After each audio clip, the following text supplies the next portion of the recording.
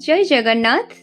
मु मानसी मिश्र आपण को स्वागत करुची विभूति पट्टनायक द्वारा रचित प्रेमिकार पंचम भाग को। आकाश रे ज्योत्स्ना थिला। फगुण पूर्णमीर चंद्र रणी फूल भली हसुथुला। आपण रेडियो खोली देबा मात्रे मु अभिनस्त बेसबास संजत करी उठी ठिया हेली। आपण मुहरे एक मायावी हसर मुद्रांकन करी पचारिले, एथर जीव?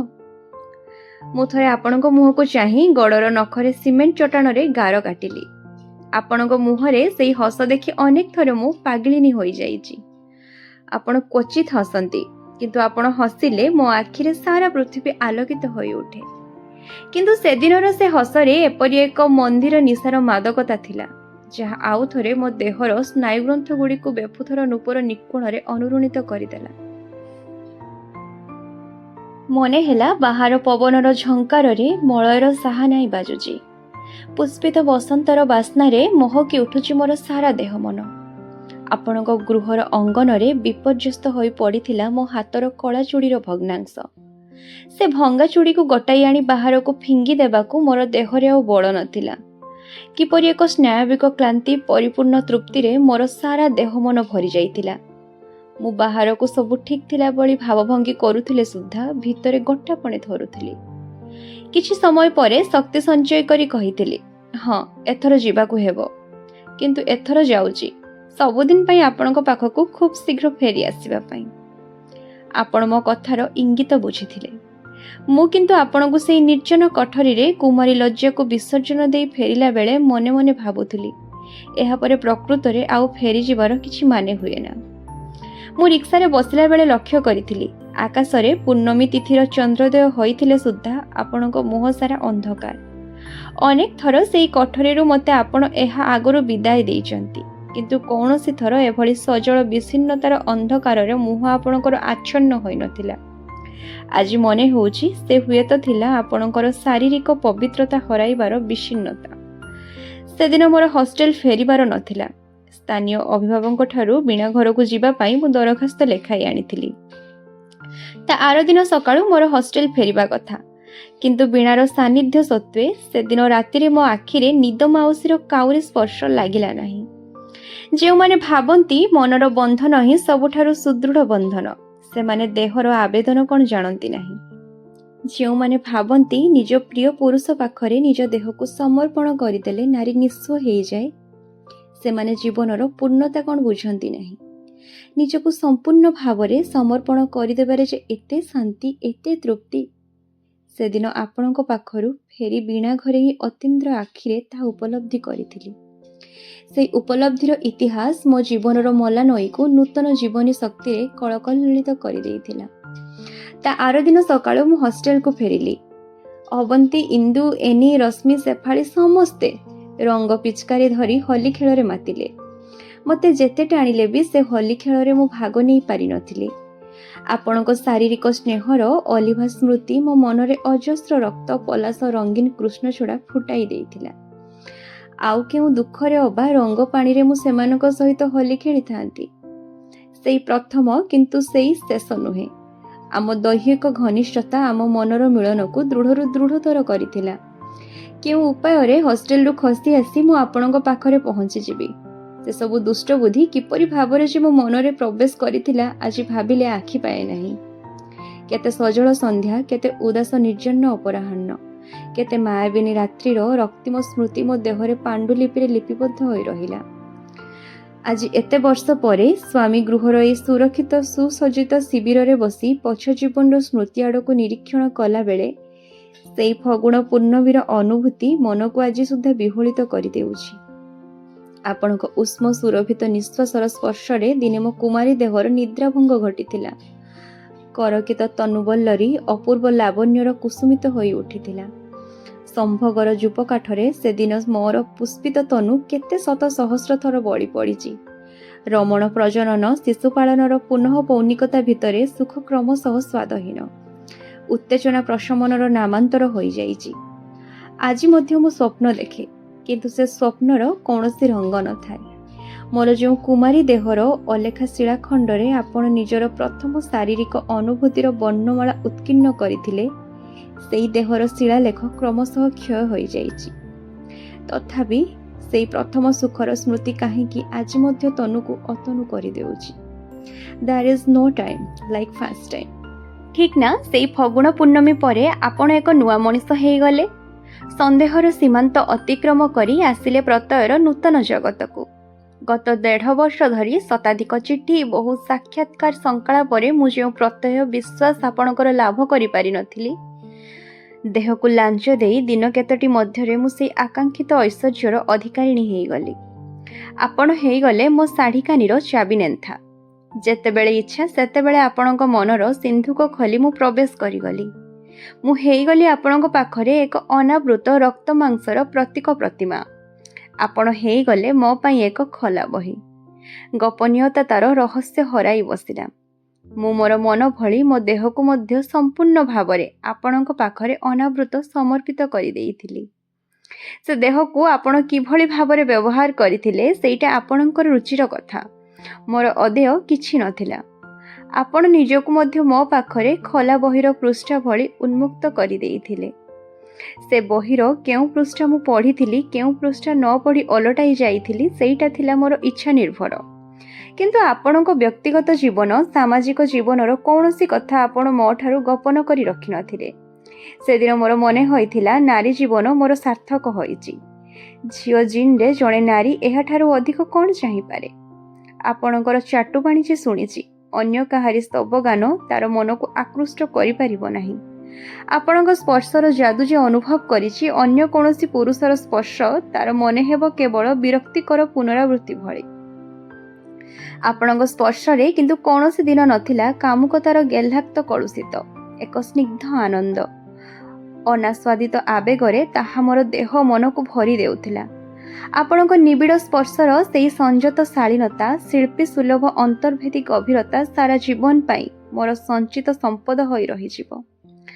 ଗୋଟିଏ କଥାରେ କହିବାକୁ ଗଲେ ଆପଣ ହିଁ ଥିଲେ ମୋର କୃଷ୍ଣ, ଆପଣ ହିଁ ମୋର ଦୁଃଶାସନ।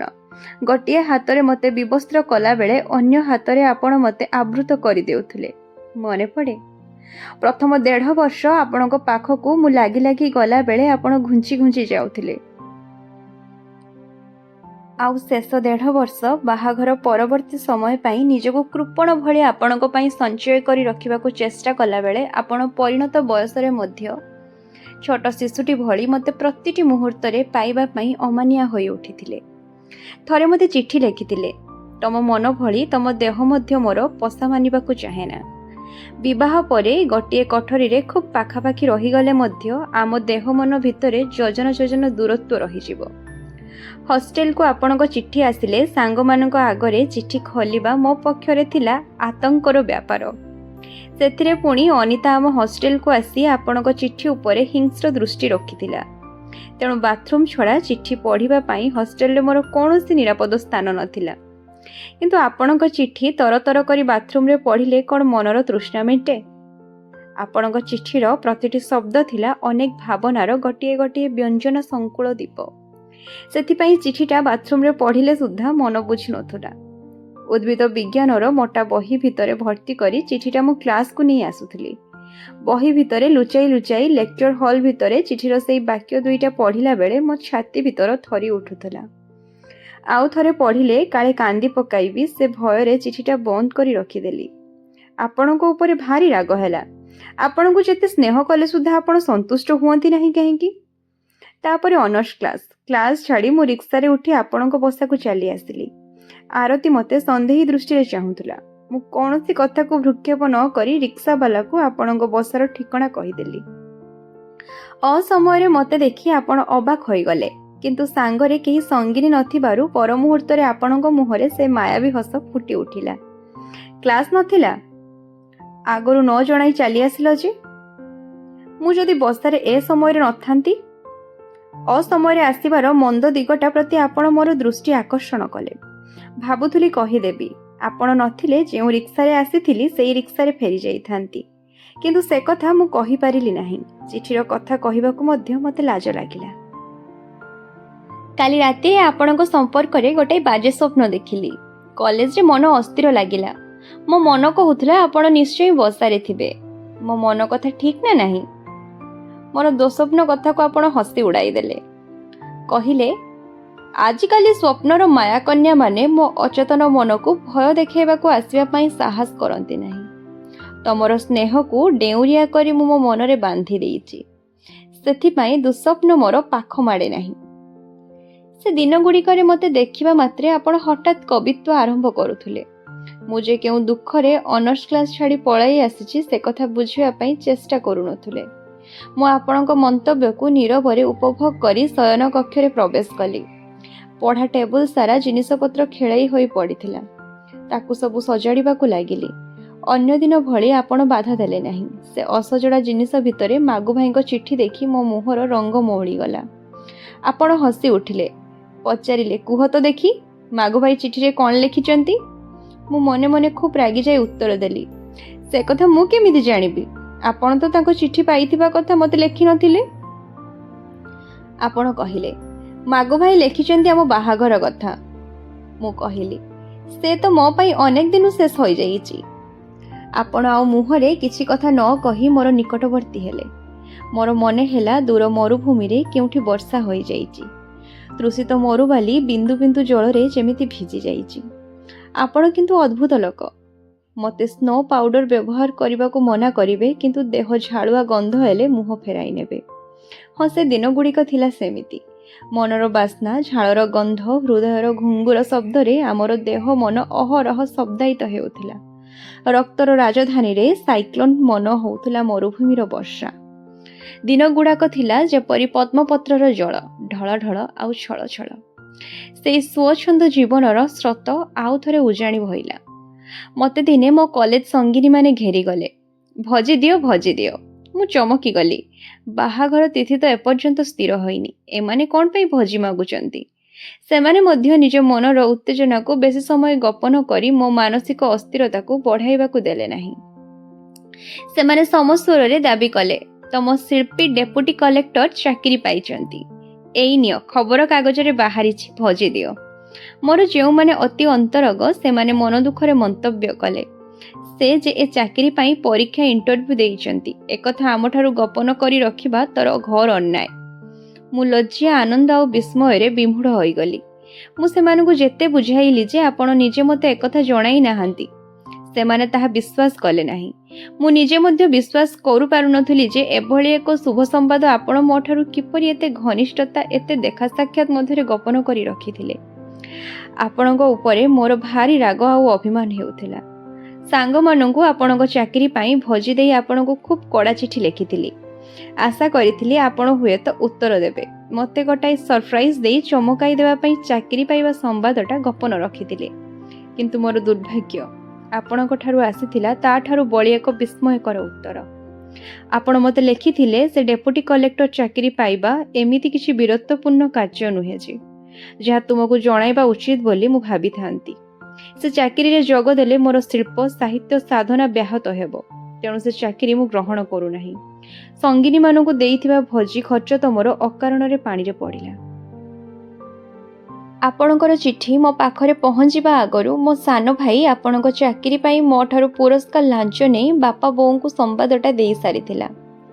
ଯାହା ହେଉ, ଆପଣ କ୍ଲାସ୍ 2 ପାଇଯାଇଛନ୍ତି। ବିବାହ ପରେ ମୁଁ ଅନ୍ତତଃ ଆର୍ଥିକ ଅସ୍ୱଚ୍ଛଳତା ଭୋଗ କରିବି ନାହିଁ। ଏଥିରେ ଅତିଶୟ ଖୁସି ହୋଇ ଚାକିରିଟା ନିଶ୍ଚୟ ଗ୍ରହଣ କରିବାକୁ ବାପା ମଧ୍ୟ ଆପଣଙ୍କ ପାଖକୁ ଖବର ପଠାଇ ଦେଇଥିଲେ। କିନ୍ତୁ ଚାକିରି ପାଇ ମଧ୍ୟ ଆପଣ ଗ୍ରହଣ କରୁନାହାନ୍ତି, ଏସବୁ ଘଟଣା ଘଟିଗଲା ପରେ ଜାଣିପାରି ମଧ୍ୟ ମୁଁ ଭାଙ୍ଗି ପଡ଼ିଥିଲି। ଆଜିର ମାପକାଠିରେ ସେଦିନର ସେ ଚାକିରିଟା ହୁଏତ ଖୁବ୍ ବଡ଼ ମନେ ନ ହୋଇପାରେ, କିନ୍ତୁ ସେଦିନ ସେଭଳି ଚାକିରି ପାଇଁ ଅନେକ ମେଧାବୀ ଛାତ୍ର ସ୍ୱପ୍ନ ଦେଖୁଥିଲେ। ଅଥଚ ଅବଲୀଳା କ୍ରମେ ଚାକିରିଟା ପାଇ ମଧ୍ୟ ମୋ ବାପା ବୋଉଙ୍କୁ ଅନ୍ତତଃ ସନ୍ତୁଷ୍ଟ କରିବା ପାଇଁ ସେ ଚାକିରି କରିବେ ନାହିଁ, ମୁଁ ଏକଥା ସହଜରେ ବିଶ୍ୱାସ କରିପାରୁନଥିଲି। ମୋ ପ୍ରେମ ସହିତ ଆପଣଙ୍କ ଚାକିରିର କୌଣସି ସମ୍ପର୍କ ନଥିଲା। ମୁଁ ତ ସେ ଚାକିରି ପାଇଁ ଇଣ୍ଟରଭ୍ୟୁ ଦେବା ପାଇଁ କହିନଥିଲି। ଚାକିରି ନ କରିବା କଥା ଯଦି ଆପଣ ପରୀକ୍ଷା ଇଣ୍ଟରଭ୍ୟୁ ଦେଉଥିଲେ କାହିଁକି? ମୋ ବାପା ବୋଉଙ୍କ ମନରେ ଆର୍ଥିକ ସ୍ୱଚ୍ଛଳତାର ଆଶା ସଞ୍ଚାର କରୁଥିଲେ କାହିଁକି? ଆପଣ ସେଦିନ ସତରେ ମୋ ପାଇଁ ଏକ ଦୁର୍ବୋଧ୍ୟ ଗଦ୍ୟ କବିତା ଭଳି ମନେ ହୋଇଥିଲେ। ବହୁ ସୁନ୍ଦରୀ ଝିଅଙ୍କୁ ରିକ୍ତ ହସ୍ତରେ ଫେରାଇ ଦେବା କଥା ମୋତେ ଜଣାଥିଲା, କିନ୍ତୁ ଗୋଟିକ ପରେ ଗୋଟିଏ ଭଲ ଚାକିରି ପାଇ ପିଲାଙ୍କ ଖେଳନା ଭଳି ତାକୁ ଫିଙ୍ଗି ଦେବା କଥା ମୁଁ ଅନୁମାନ କରିପାରିନଥିଲି। ହୁଏତ ଆପଣ ମୋତେ ବୁଝାଇବାକୁ ଚାହୁଁଥିଲେ ଚାକିରି କୌଣସି ଦିନ ଆପଣଙ୍କର ଜୀବନ ହେବ ନାହିଁ, ଜୀବିକା ହେବ, ଏଇଟା କୌଣସି ଫାଙ୍କା ଆଦର୍ଶବାଦ ନୁହେଁ। ନିଜେ କୌଣସି ଭଲ ଚାକିରି ନ ପାଇବାର ଅକ୍ଷମତାକୁ ଘୋଡ଼ାଇବା ପାଇଁ ଆପଣ ସେ ଶସ୍ତା ଆଦର୍ଶବାଦର ସ୍ଲୋଗାନ ଦେଇନାହାନ୍ତି। ଇଚ୍ଛା କଲେ ବଡ଼ ଚାକିରି ଆପଣ ପାଇପାରନ୍ତି ଏବଂ ବିନା ପ୍ରଲୋଭନରେ ସେ ଚାକିରିକୁ ମଧ୍ୟ ଆବର୍ଜନା ଭଳି ଦୂରକୁ ଫିଙ୍ଗି ଦେଇପାରନ୍ତି। ଅଯୋଗ୍ୟ ଅକ୍ଷମ ଲୋକର ଆଦର୍ଶବାଦ ଅନ୍ୟ କାହାରିକୁ ପ୍ରଭାବିତ କରେ ନାହିଁ। ଆଦର୍ଶବାଦୀ ହେବାକୁ ହେଲେ ପ୍ରଥମେ ଯୋଗ୍ୟ ହେବାକୁ ହୁଏ। ଡେପୁଟି କଲେକ୍ଟର ଚାକିରି ପାଇ ତାକୁ ପ୍ରତ୍ୟାଖ୍ୟାନ କରିବା ଥିଲା ଆପଣଙ୍କର ସେହି ଆଦର୍ଶବାଦୀ ଯୋଗ୍ୟତାର ଅଭିଜ୍ଞାନ।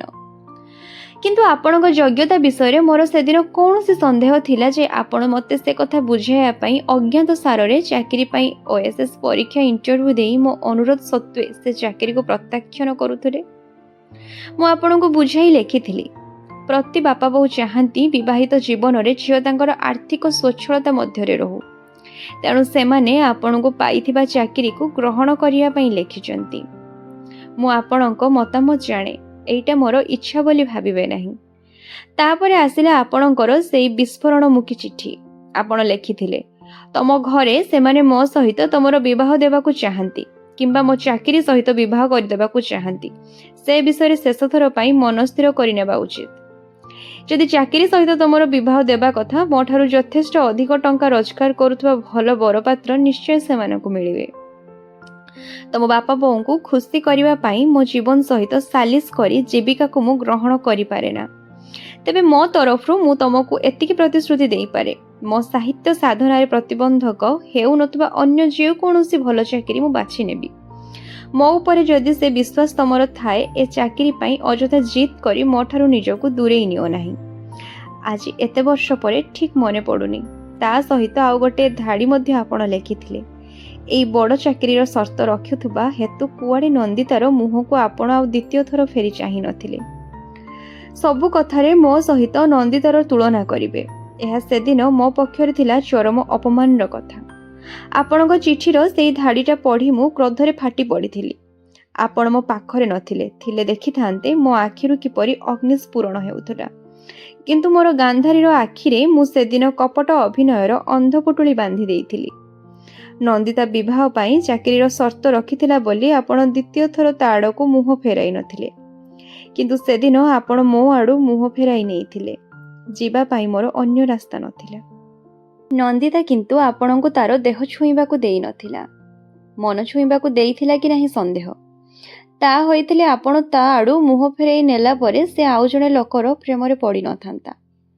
ଆପଣ ତାକୁ ଏତେ ସ୍ନେହ କଲା ପରେ ବି ସେ ଆପଣଙ୍କର ଏତେ ବଡ଼ କ୍ଷତି କେମିତି କରିପାରିଥାନ୍ତା। କିନ୍ତୁ ଆପଣଙ୍କୁ ବାଦ ଦେଲେ ସେଦିନ ଯେ ମୋର ନିଜସ୍ୱ କିଛି ନଥିଲା। ହଁ, ଆଜି ସେ କଥା ଆପଣଙ୍କୁ ଖୋଲି କହିବାକୁ ମୋର କୌଣସି ସଂକୋଚ ନାହିଁ।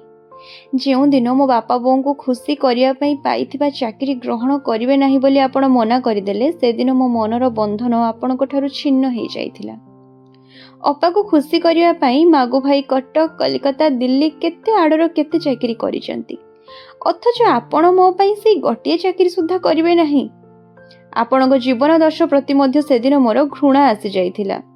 ଯେଉଁ ଆଦର୍ଶ ବେଶୀ ଟଙ୍କା ଅର୍ଜନ କରିବାକୁ ପୁରୁଷକୁ ପ୍ରଲୋଭ ନ କରେ, ସେଭଳି ଆଦର୍ଶ ମୋର ଆଖିର ବିଷ। ମନ ସହିତ ଦେହ ଦେଇ ମଧ୍ୟ ମୁଁ ଯଦି ସେଇ ବିଷଦୃଶ ଆଦର୍ଶକୁ ଆପଣଙ୍କ ମନରୁ ଦୂର କରି ନ ଦେଇ ପାରିଲି, ଆପଣଙ୍କୁ ବିବାହ କଲେ ଯେ କୌଣସି ଦିନ ମୁଁ ଖୁସି ହେବି ନାହିଁ, ସେ କଥା ଦିନର ଆଲୁଅ ଭଳି ମୋ ଆଖିରେ ସ୍ପଷ୍ଟ ହୋଇ ଉଠିଥିଲା। ମୁଁ କ'ଣ କରିବି ଠିକ୍ ବୁଝିପାରୁନଥିଲି। ମୋ ମନର କ୍ରୋଧ, ଆକ୍ରୋଶ, ଅପମାନ ମନ ଭିତରେ ଚାପ ପଡ଼ି ଏକ ବାରୁଦ ସ୍ତୂପରେ ପରିଣତ ହୋଇଯାଇଥିଲା।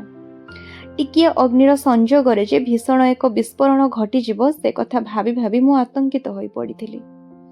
ସେତିକି ବେଳେ ଅପାର ଦିଅର ମୋ ହସ୍ତରେଖା ଦେଖି କହିଲେ, ତୋର ଆତ୍ମହତ୍ୟା ଯୋଗ ଅଛି, ତୋର ସ୍ୱାଭାବିକ ମୃତ୍ୟୁ ନାହିଁ। ସେ ଥିଲେ ମୋର ପରମ ହିତାକାଂକ୍ଷୀ। ବିବାହ ବେଦୀକୁ ଯିବା ପାଇଁ ଗୋଡ଼ କାଢ଼ି ବସିଥିବା ଝିଅର ହାତ ଦେଖି କୌଣସି ଆତ୍ମୀୟ ଜ୍ୟୋତିଷୀ ତାର ଆତ୍ମହତ୍ୟା ଯୋଗ ସମ୍ପର୍କରେ ଭବିଷ୍ୟତବାଣୀ କରନ୍ତି ନାହିଁ। କିନ୍ତୁ ମୋର ସେହିପରି ଭାଗ୍ୟ। ଏହିସବୁ ଦୁର୍ଭାବନା ଭିତରେ ମୋର ଟେଷ୍ଟ ପରୀକ୍ଷା ଶେଷ ହେଲା। ଆକାଶରେ ନିତି ସକାଳୁ ସୂର୍ଯ୍ୟ ଉଠୁଥିଲେ। ଠିକ୍ ସମୟରେ ଷ୍ଟଡି ବେଲ୍ ବାଜୁଥିଲା। ମୋର ହଷ୍ଟେଲ ସଙ୍ଗିନୀମାନେ ଅଧିକାଂଶ ଛୁଟି ଦିନ ସିନେମା ଦେଖି ଯାଉଥିଲେ। ମୁଁ କିନ୍ତୁ ପାଲଟି ଯାଇଥିଲି ଏକ ପାଷାଣ ପ୍ରତିମା।